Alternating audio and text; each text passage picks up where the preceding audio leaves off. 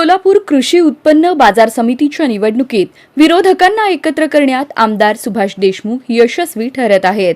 अनेक दिग्गज नेत्यांना आमदार देशमुख यांनी एकत्र आणले आहे. असे असतानाच आता बाजार समितीच्या निवडणुकीत 2 उमेदवारांनी आमदार सुभाष देशमुख यांच्या पॅनलला पाठिंबा दिला आहे.